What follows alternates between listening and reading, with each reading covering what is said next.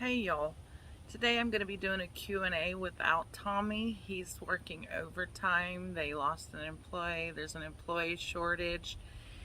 We spent the weekend trying to redo the shop bathroom where I work.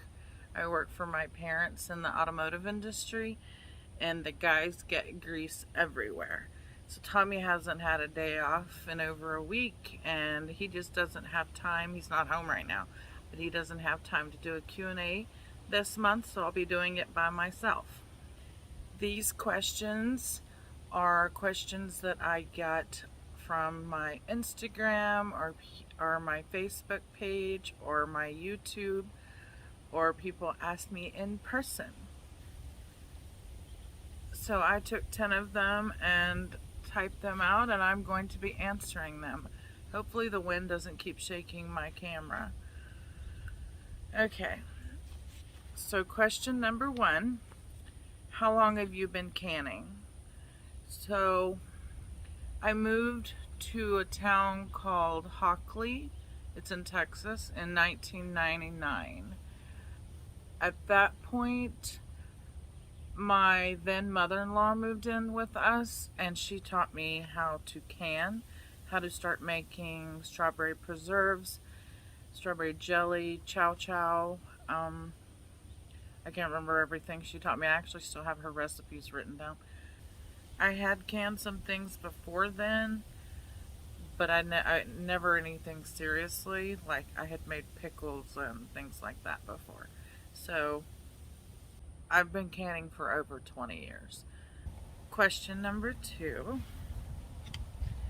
What is your least favorite remodeling jobs to do? I don't know if it's fair for me to even answer this question because Tommy does more of the work. I do more of the planning, and they're usually my ideas and he executes them. I'm not a fan of plumbing. I'm not a fan of electrical. I won't touch electrical.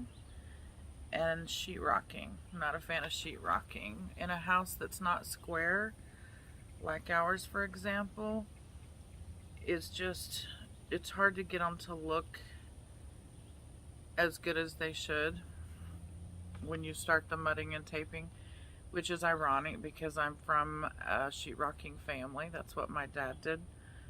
My aunts, my uncles, my grandparents, maybe that's why I don't like sheetrocking, because I expect it to look perfect, and it doesn't.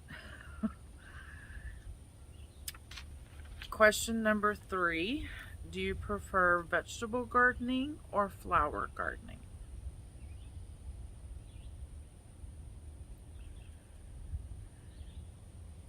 I don't have a preference. I like them both. I mean, with vegetable gardening, it's probably more rewarding in that you grow something that you can then cook or can or freeze. You know, it's something you're providing your own food, and that's pretty cool. But then flowers are really pretty, so if I could only grow one or the other,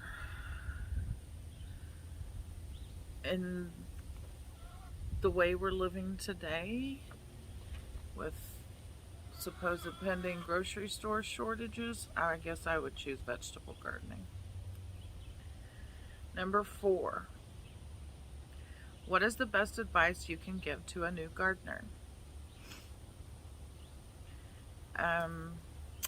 The best advice hey, I'm trying to do a Q&A here. Can you be quiet, lady? I don't have any snacks here. Sorry, loud chickens. Go on, go on, go on. I don't have anything for you. Okay, what was the question? Best advice you can give to a new gardener. Don't underwater your plants, don't overwater your plants, and don't give up. Those are the 3 things most people do wrong. and you're only going to learn by doing. So if you give up, of course, you haven't really learned anything.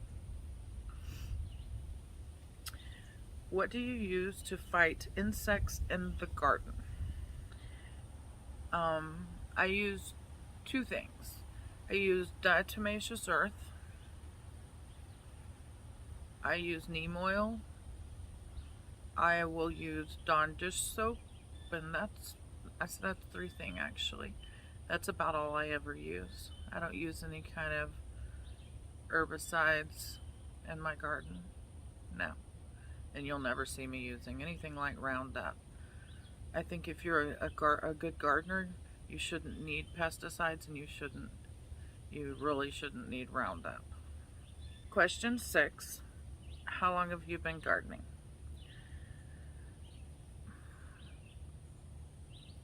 I remember planting carnations when I lived in Tacoma, Washington, outside Fort Lewis. I was probably 18 years old, but I always took care of the shrubs and plants when I was still living at home. So, how long have you been gardening? By the way, those carnations, I found out that whole wall I planted those carnations in front of was filled with a bee's nest, and I'm allergic to bees. And the carnations made the bees come out of the wall. Needless to say, I got stung multiple times and ended up in the hospital. But I kept on gardening. I started serious gardening again in 1999 when I moved to a property that was over an acre, and I had room to start gardening. What is your favorite kind of chicken? Grilled? I'm assuming they mean breeds. So I guess that would be, I like the Leghorns and Barred Rock. Those are both good layers. One lays white eggs, one lays brown eggs. Yeah, so those are my two favorites. I raise chickens for their eggs, so if they're not good layers, if they get broody a lot, if they go 3 months without laying because they're molting, then I just have no use for them, to be honest, because I need them for their eggs. Number 8, what is your biggest failure in gardening?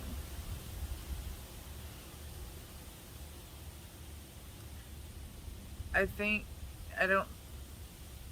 consider it all like a learning lesson. I don't know if I would say it's a failure, but I did not enjoy hay bale gardening. That was, to me, the biggest joke ever. Texas gets really hot. We have 103-degree summers, and you take a hay bale, and you have to have fertilizer, and you have to put some soil in the center of it. And we also get 52 inches of rain a year. So these things, you're constantly having to water or they dry out. The things start slumping over because you're having to water it so much to keep the plants alive. And then they also grow weeds.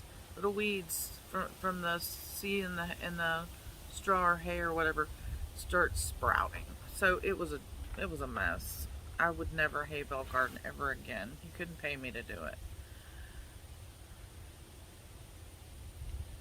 Number 9. Why did you start a YouTube channel? Everybody kept telling me that I should because of things that I posted on Facebook.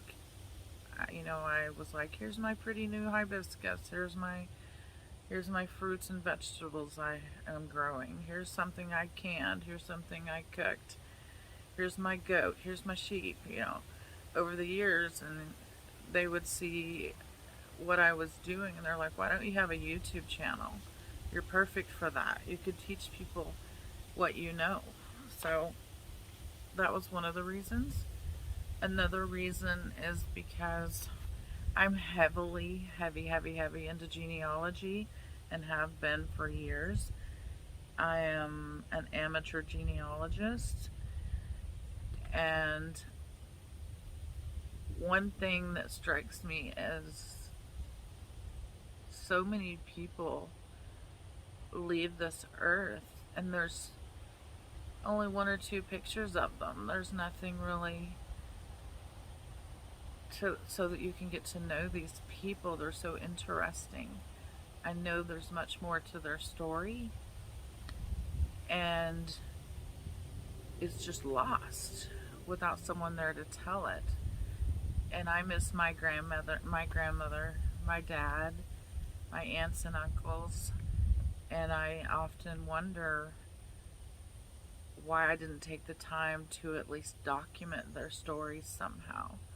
So how cool will it be if these videos stick around and someday my great-grandchildren can watch them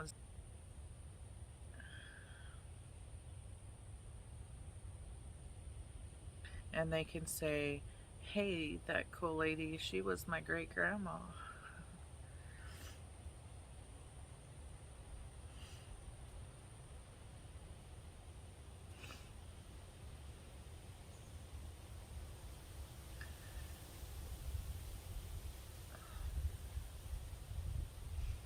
I only have one video of my dad.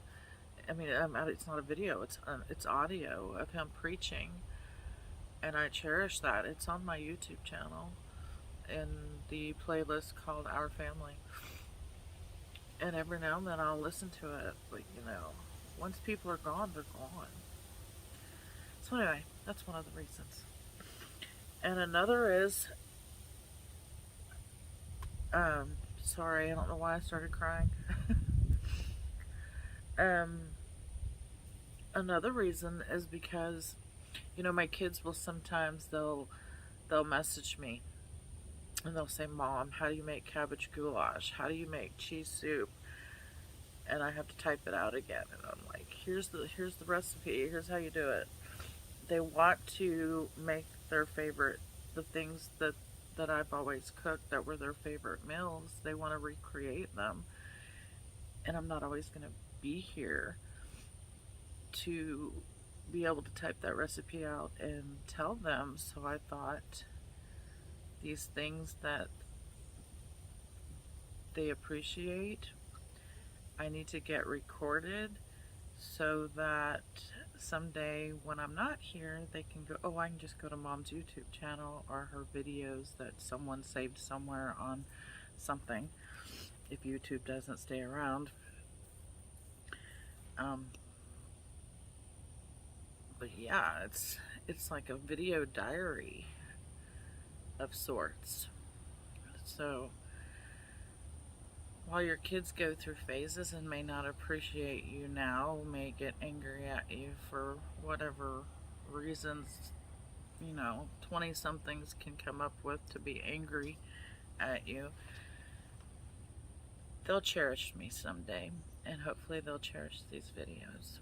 So anyway, I didn't mean to be so long about my explanation of why I started a YouTube channel, but there it is. Okay, so number 10.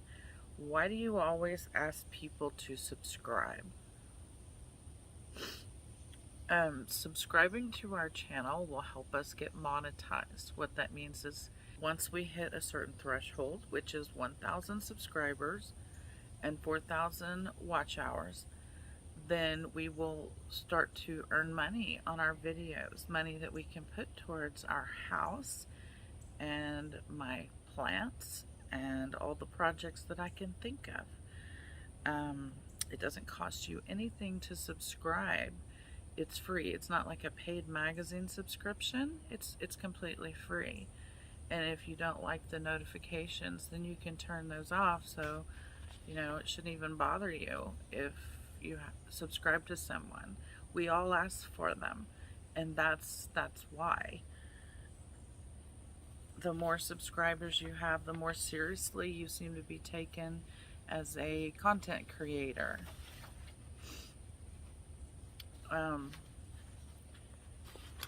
so that you can get sponsors, which again pays you money. And Tommy and I are both in our 50s, so it's kind of a retirement plan to have a small income from YouTube. We don't want to work until we're 90. So anyway, that's why we ask you to subscribe. It's not because we are trying to be obnoxious. It's just we have a goal of 1,000 subscribers. That's our first goal. And we're currently at 300 the camera's shaking. We're currently at 300 subscribers. Woo! My wind chime's working. So we are currently at 300 subscribers and almost 2,000 watch hours. So almost a third of the way on our subscribers and about halfway on our watch hours. So that's all 10 questions I have for today. Thank you guys for watching, and if you haven't already, please subscribe.